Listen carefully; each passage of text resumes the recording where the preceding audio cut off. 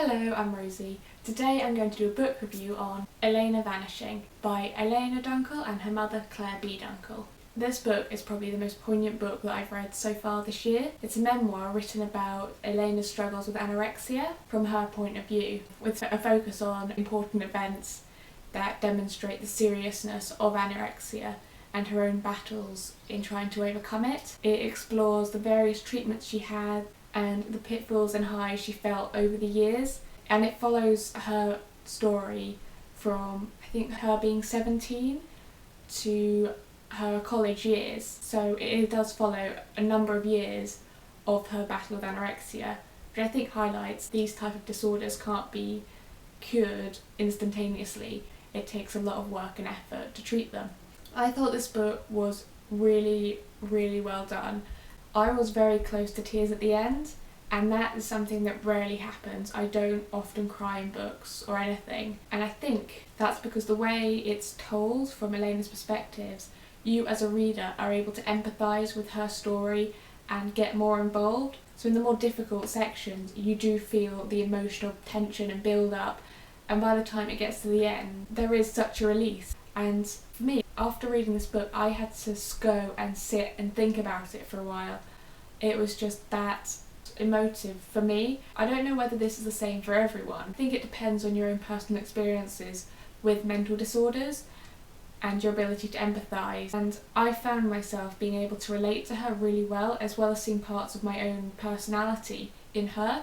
So I think that's what made it even more powerful for me, because I was able to potentially see myself in that situation, which was terrifying, basically. Eating disorders are not something you can take lightly, which this book really highlights. What I thought was really good with this book was that even though it takes place over a long period of time, the pacing means that you are constantly going along with her story and being able to experience the events in a much more concise manner. It's detailed in the kind of introduction bit that while it is a true story, it has been altered to make it more readable, which I think works really well, because I haven't read any other memoirs or books about anorexia, but I think there's always the danger of not making it that easy to read, which can turn people off. This book is written in a way that's easy to read, it's easy to get involved in the story that's being told, and the way it's written allows you to keep on track with what's happening. You're able to stay on top of what's going on. This does mean that there are a number of time jumps, which can get a little confusing, but I think you don't really notice them so much once you're actually getting involved. There was a few moments where I was like, whoa, what just happened? Have I missed something? But beyond that, it was just a really good tale. I found myself unable to put this book down because of the way it was done, and I think that worked really well. I read this book in a day. I just sat and read. It's not a long book as well. I think the way it's written, it really makes it accessible. It's a book that younger people, something that they can take hold of and read and not be intimidated by, especially if they are suffering from anorexia themselves.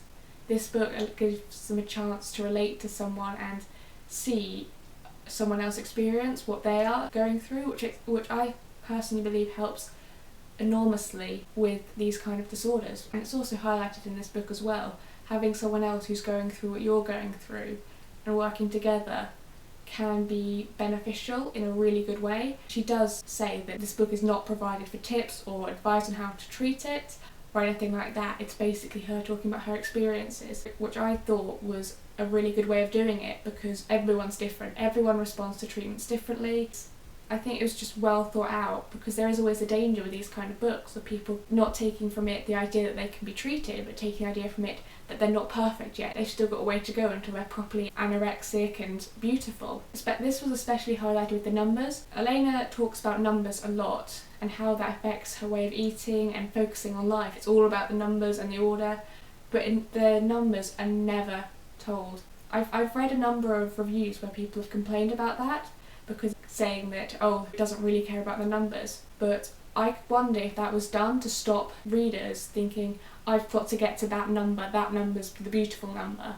Whereas by leaving it blank, there's no danger of that. People don't have a number to aspire to. So yeah, I do think it did take that into account. I will say this, if you are thinking of reading this book, you should be wary of the fact that the content is quite difficult. There are a number of potential triggers, such as eating disorder, which is the main topic, but also rape and self-harm and things like that. So if you do read it, keep that in mind. But I do think this is an important book. Besides that, because of its length and the way it's written, it doesn't go into too much detail about the disorder, which I liked because it allowed you to get more involved in Elena's story. But I did come away from it feeling that I wanted to learn more about anorexia. I kind of wish I'd learned a bit more of the details reading the book. This book comes with a companion novel written by Clare Dunkle, the mother, of her own experiences watching Elena go through anorexia.